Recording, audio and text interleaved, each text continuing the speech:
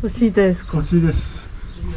これが結構意外と泣かせもんですね。明日動かなくなっちゃったら大変だ。そうだ。保険効きません。保険効きません。どうしましょう。なんとかなるでしょう。どうしましょう。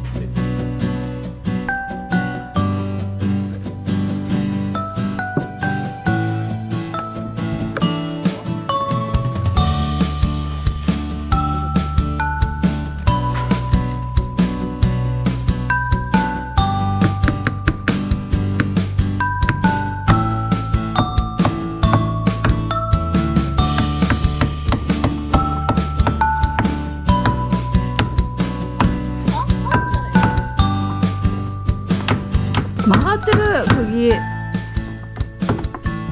釘が曲がってるよ。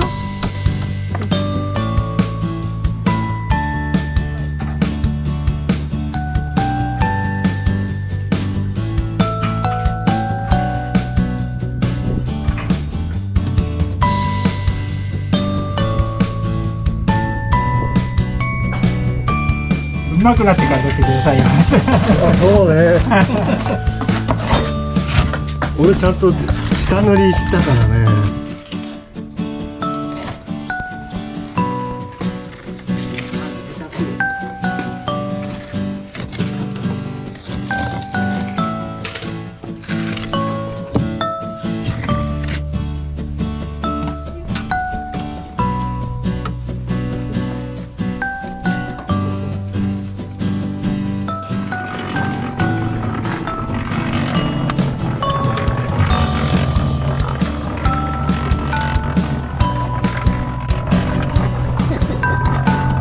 暑い。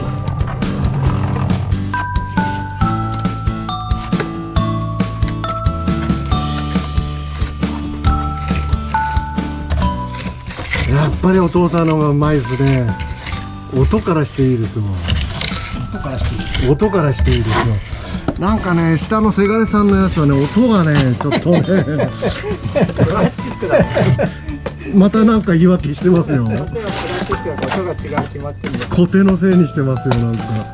表面の仕上がりも違うんだけどな。